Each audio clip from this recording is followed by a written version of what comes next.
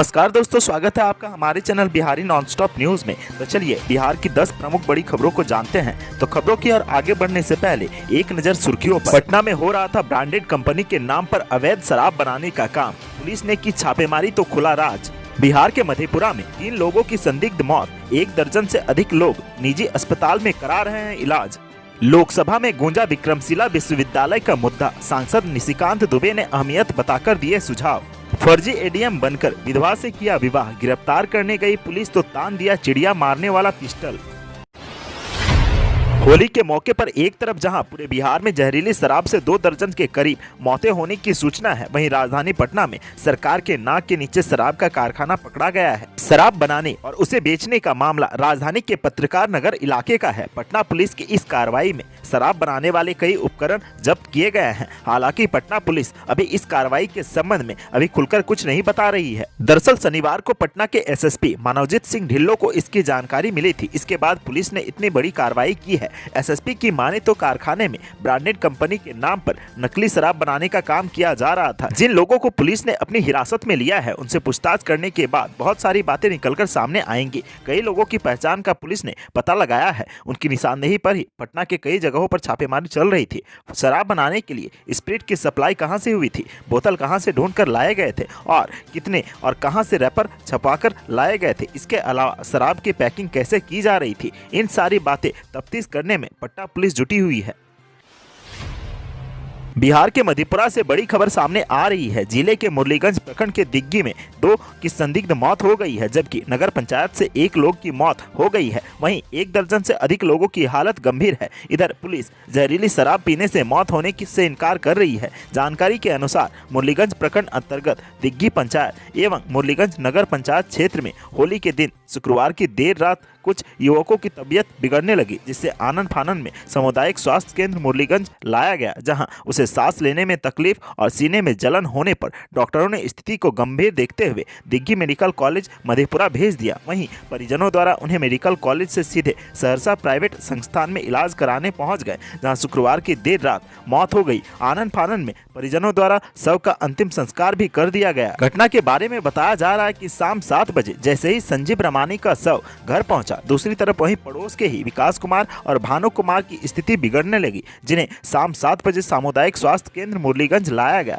और उसे तुरंत पूर्णिया के लिए परिजनों द्वारा बेहतर चिकित्सा के लिए ले जाया गया, जहां उनके स्वास्थ्य में सुधार होने की बात बताई जा रही है। गौरतलब हो कि मुरलीगंज प्रखंड अंतर्गत होली के दौरान कुछ नवयुवकों द्वारा शराब की धड़ल्ले से सेवन करने की बात आमजनों के बीच चर्चा का विषय बना हुआ है। कुछ लोग यही कह रहे हैं कि इन सभी संदिग्ध मौत की वजह जहरीली शराब है। वहीं 6 लोगों का इलाज गंभीर अवस्था में सहरसा में हो रहा है, तो 7 लोगों का इलाज पूर्णिया के विभिन्न निजी क्लिनिक में होने की बात सामने आ रही है, जिनमें अभी भी 2 की स्थिति गंभीर बनी हुई है।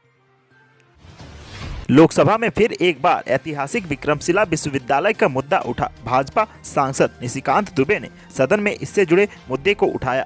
झारखंड के गोड्डा का प्रतिनिधित्व करने वाले निशिकांत दुबे ने पर्यटन और रेल की बात रखते हुए सवाल किए। उन्होंने विक्रमशिला विश्वविद्यालय के लिए रेल लाइन नहीं होने की बात कही और सुझाव दिए। साथ ही कहा कि वो लंबे समय से इसके पुनर्स्थापना का इंतजार कर रहे हैं और जब से सांसद बने हैं तब से इसके लिए प्रयासरत हैं। भागलपुर के विक्रमशिला विश्वविद्यालय के ऐतिहासिक स्थल के ठीक बगल में केंद्रीय विश्वविद्यालय की स्थापना होगी। प्रधानमंत्री नरेंद्र मोदी ने इसका ऐलान किया था। केंद्र सरकार के द्वारा राशि आवंटित किए जाने के बाद भी अभी तक मूर्त रूप नहीं ले सका है। झारखंड के गोड्डा से भाजपा के सांसद निशिकांत दुबे ने सदन में इससे जुड़े मुद्दे को उठाया। सांसद ने बताया कि वो सांसद गोड्डा के हैं, लेकिन उनका गाँव वही क्षेत्र में है जहाँ विक्रमशिला है। बताया जा रहा है कि आज भी वहीं के वोटर हैं।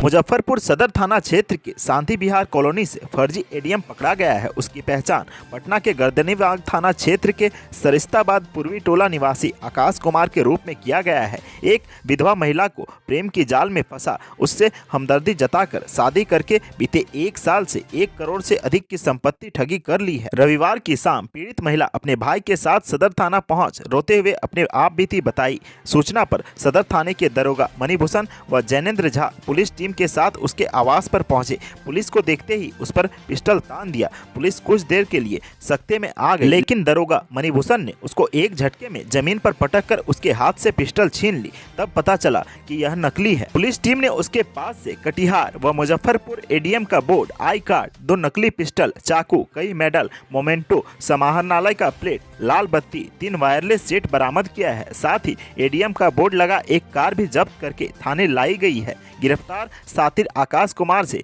देर शाम तक सदर थाने पर नगर डीएसपी रामनरेश पासवान व थानेदार सत्येंद्र कुमार मिश्र ने पूछताछ के बाद पता चला कि उसके पास से मिली दोनों पिस्टल नकली है। एक चिड़ै मारने वाला है तो दूसरा लाइटर है।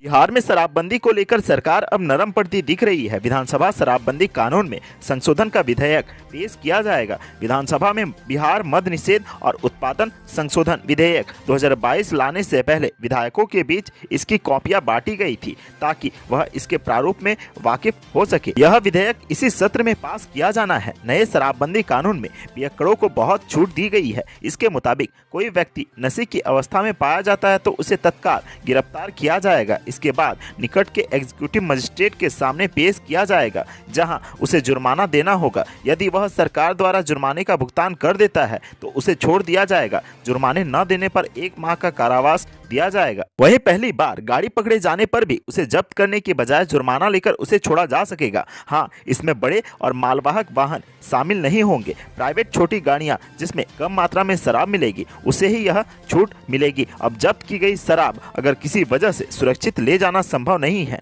तो उसे बरामदगी वाली जगह पर डीएम के आदेश से नष्ट किया जा सकेगा। इसके लिए जिलाधिकारी अधिकारी की तैनाती करेंगे और उसका सैंपल रखना होगा।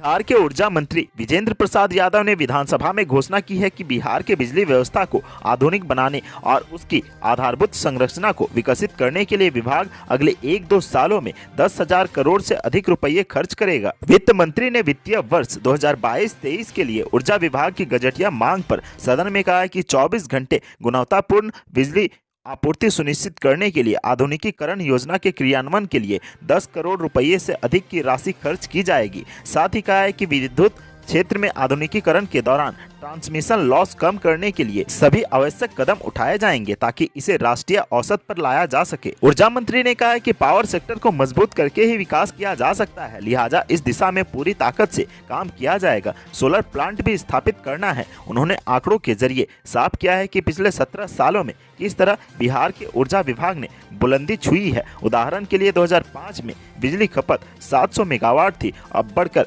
6,627 मेगावाट हो गई है। सब स्टेशन 268 से बढ़कर अब 1,180 हो गए हैं। बताया गया है कि विभाग किसानों को 4,000 करोड़ की सब्सिडी भी दे रहा है। बिहार के 5 शहरों में रिंग रोड बनाए जाएंगे। इसके लिए राजधानी पटना के बाद अब अन्य 4 शहरों गया, दरभंगा, भागलपुर व मुजफ्फरपुर में रिंग रोड बनाया जाएगा। इसके अतिरिक्त 8 शहरों में नया बाईपास बनेगा। बिहार के जिन 8 शहरों में नया बाईपास बनाया जाना है उनमें एक पटना भी है। बता दें, पटना में NH-30 से बिग्रहपुर के रास्ते करबिगहिया कृषि फार्म तक नया बाईपास बनेगा। पथ निर्माण मंत्री नितिन नवीन ने गुरुवार को पथ निर्माण विभाग के बजट प्रस्ताव के तहत विधानसभा में इस बात की जानकारी दी। साल 2022-23 के लिए 58 अरब 19 करोड़ 2,50,000 रुपये का बजट पारित किया गया है। सुलभ संपर्कता को ध्यान में रखकर जिन 8 शहरों में नया बाईपास का निर्माण कराया जाएगा उन पर 143.12 करोड़ रुपये खर्च आएंगे। बिहार के लोगों के लिए एक अच्छी खबर है। बिहार के लोगों को भारत की विरासत और संस्कृति के बारे में जागरूक करने के मकसद से रामायण विश्वविद्यालय का निर्माण करने की तैयारी हो रही है। सुप्रसिद्ध महावीर मंदिर की तरफ से बनाए जाने वाले इस विश्वविद्यालय में संस्कृत और व्याकरण के अलावा दूसरे विषयों की पढ़ाई होगी। इसके लिए वैशाली जिले के इस्माइलपुर में लगभग 12 एकड़ जमीन चिन्हित किया गया है। इस यूनिवर्सिटी में मुख्य भवन के साथ ही सभी शैक्षणिक भवन और सभी आधारभूत सुविधाओं का निर्माण किया जाएगा। सबसे खास बात जो है वो ये है कि इसके लिए सभी तरह के खर्च का प्रबंध महावीर मंदिर न्यास समिति की ओर से किया जाएगा। महावीर मंदिर न्यास समिति के सचिव आचार्य किशोर कुणाल ने इस बात की जानकारी देते हुए बताया कि इस यूनिवर्सिटी में 2024 से पढ़ाई शुरू कर दिए जाने की संभावना है। बिहार में जहरीली शराब पीने से मौत का सिलसिला थमने का नाम नहीं ले रहा है। जहरीले शराब पीने से बिहार के विभिन्न जिलों में अब तक 25 लोगों की मौत हो चुकी है। सरकार और पुलिस की सख्ती के बावजूद लगातार ऐसे मामले सामने आ रहे हैं। गोपालगंज में 7 लोगों की मौत का मामला अभी ठंडा भी नहीं हुआ था कि मंगलवार को 2 और लोगों की मौत जहरीली शराब पीने से हो गई। घटना थावे थाना क्षेत्र के कविलासपुर बाजार की है।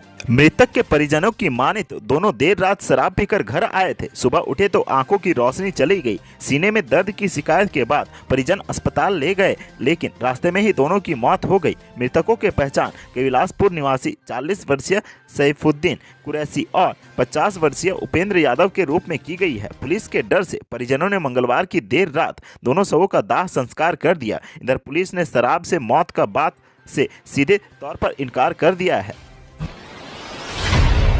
बिहार के विधायकों व विधान पार्षदों को एक साथ कश्मीर से पंडितों का पलायन पर बनी फिल्म द कश्मीर फाइल्स दिखाने की तैयारी है। इसके लिए 25 मार्च को P&M मॉल के मल्टीप्लेक्स में शाम के एक शो को आरक्षित कराया गया है। विधानसभा में गुरुवार को दूसरी पाली की कार्यवाही के बाद होली के अवकाश पर सदन की कार्यवाही स्थगित करने से पहले डिप्टी सीएम तारकिशोर प्रसाद ने यह घोषणा की। उन्होंने कहा कि राज्य में 17 मार्च से the Kashmir files film tax free कर दी गई है। इसे देखने के लिए शुक्रवार को सभी सदस्य P&M मॉल के मल्टीप्लेक्स में आमंत्रित है। सरकार की ओर से सभी सदस्यों को न्योता देते हुए डिप्टी सीएम ने कहा है कि यह फिल्म सभी को देखनी चाहिए। पटना के P&M मॉल में इस फिल्म के 7 शो प्रतिदिन चलाए जा रहे हैं। इन शो में प्रतिदिन 1400 लोग फिल्म देख रहे हैं। वहीं मोना सिनेमा हॉल में प्रतिदिन 500 से 1300 लोग सिनेमा देख रहे हैं। सिनेमा हॉल बंधकों के अनुसार दोनों जगहों पर फिल्म एडवांस बुकिंग चल रही है। अगले 2 से 3 दिन तक सीटें फुल हैं।